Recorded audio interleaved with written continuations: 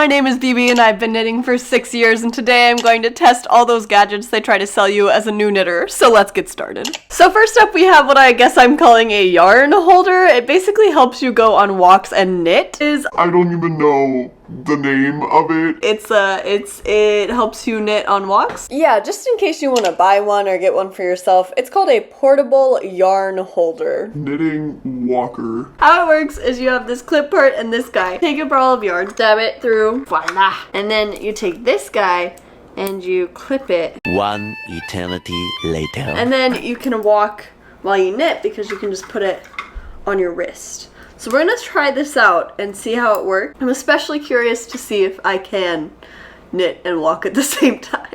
So let's go. I'm going to let BB in the next clip kind of explain all of my final thoughts and review on this product, but I will say that the next time I went to knit this project, the tension was really weird. So I play that off in this next clip like, oh, it wasn't a big deal, but it did kind of play with my tension in a weird way. Hello, we're back. Couple of things. If you are the kind of person who can sip your water bottle and walk at the same time, this is perfect for you. This is ideal, okay? It's so fun. It works really well. I will say it kept getting like tangled up, but that's Fine, it's like not that deep. I'm curious how this guy would hold up to a beefier knit. So let me go grab one. So I have here the sweater that I am knitting for my husband for his birthday, and it is obviously chunky. So I'm curious to see how this guy will handle it. It can hold two, and it looks pretty cute. The fun factor for this, high.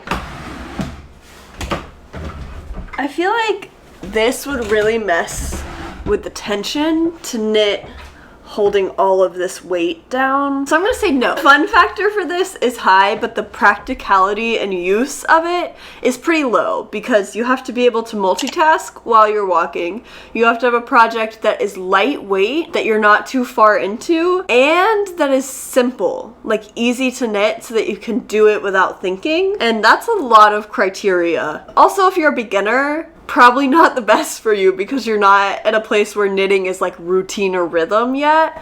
So low on the practicality scale, but for me, I love it. I want to use it all the time. so I don't know. You do with that what you will. Next up we have knitting blockers, which I think is a fairly common gadget that people use to block their knits. Blocking is what you do at the end of a knitting project to kind of loosen it and make your project lay down like fabric. And I have the perfect test for this. I made this beautiful masterpiece last year. It took me 6 months? It's supposed to be an oversized slouch fit, but it does not fit me like that. Ooh.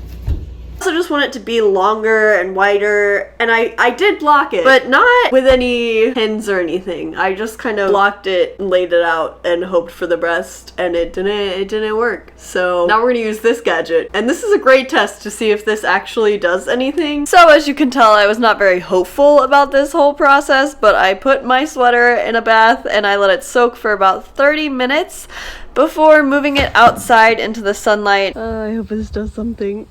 After sitting on guard with my sweater for about 2 hours outside, I moved inside. I really use those knit blockers to try and stretch everything out, especially the sleeves, trying to make them longer and wider. It's done. I am nervous to put this on. This doesn't work. I think it's 100% user error. I have used T-pens before to block things, and this was way easier and way more effective, and I'm So scared. but we're gonna face our fears. Okay. Oh, wait a minute. The woman was too stunned to speak. Why did I just gasp so loud? Let me show you. For comparison, this is some footage of me wearing the sweater before, and this is what it looked like after. I obviously am so pleased with how this turned out, and I am so excited to be able to wear this sweater. I'm amazed. I actually didn't think this would work. It's like magic. 10 out of 10. This product, 10 out of 10. What? Yes. Thank you. That's all I have to say. I was feeling so good with how my sweater turned out that I was finally feeling brave enough to try these lazy glasses. I got them both for clipped-ons for my normal glasses and as their own set of glasses. Hi. The next thing we have could make me throw up. Maybe. These glasses I've seen a lot for people who want to have good posture, but also be able to read or look down. I've seen a lot of people use the glasses version. It's like a full set of glasses, but I already have those. Can't see without them. These connect to my glasses and do essentially the same thing, where they show you the world down here without you having to be like, let's put them on. I don't like that. So I gave both the clip-ons and the regular glasses a try. I spent some time knitting. I even went outside and sat by the pool and read my book to see if I could just adjust to these a little bit better. But once I got spooked from hearing people start walking to the pool, I decided to come inside and give you the full review. I was just trying to adjust to these and see if I would like them more after using them for a little bit longer, and I don't. It's kind of giving vertigo. My brain is very confused About everything. and I don't like it. I think helpful potentially if you don't get car sick. But I do. So not for me, but also very funny and potentially very useful. Next up, we have Stich Wires. These help you put your stitches on hold if you don't have extra needles lying around. I've never used these.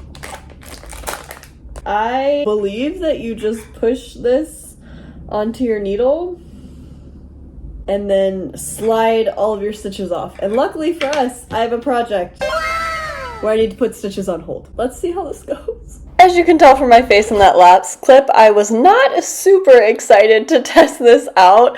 I mean, I've been working on this cardigan for a while now, and I was very scared to just release half of it to the stitch marker and not know if it was gonna work. And I hear what you're saying. Yes, I could have tested it on something else and made sure that it worked, but I didn't do that, okay? I just did this instead.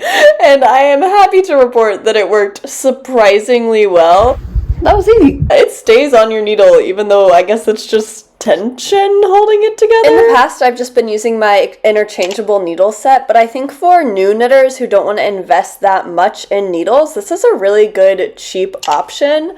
I would say it rates for me pretty high in usefulness and helpfulness if you are making sweaters or things where you need to put stitches on hold pretty often. For usability, it was really easy to use. And me, for fun, I would also give it probably pretty high, like an 8. I like the colors, I like how it looks, and it's easy to knit with. So overall, I am very happy that I own this product now, and it was definitely worth trying out. Next up, we have this portable reading light, which I've seen people use to knit in the dark or just help their eyes. It's basically a book light that's portable and supposed to look, I guess, kind of cool. Do I look cool?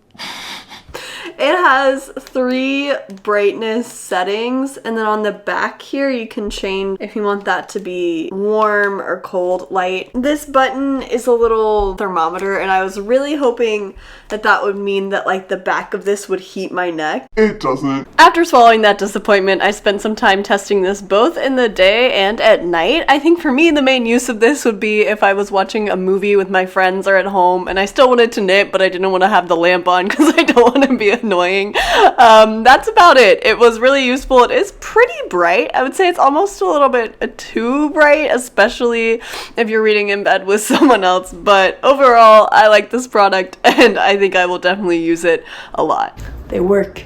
The last 2 that we have to test are both pretty short. First off, we have needle holders. The basic point of these is that you put them on the end of your needle so you can chuck your work in your purse and not worry about all of your stitches falling off. But the problem with that is that it didn't work. So I tried these on a bunch of different size needles, and they really only are useful, at least this specific brand that I bought is only useful if you're using like a US 13 and up, which I usually am not. So maybe there are other brands or just other ways of doing this, but this one did not work well for me. Lastly, we have tension rings. I've mostly seen these with crocheting, and after trying them out, I understand why. I am someone who knits English style. Before you come at me and tell me I should learn how to do continental, I don't want to, okay? I have tried and I don't like it. I did figure it out eventually and start knitting with it a little bit, but I think it's mostly useful for crochet. Thank you guys so much for watching. Feel free to subscribe if you would like to to see more crafting chaos in the future, and feel free to hang out with me other places on the internet as well. Also, please drop in the comments if you know of any knitting gadgets that I missed that you would like me to test, because I am curious what other knitting gadgets exist in the world. I will see you next time you're feeling crafty. Bye!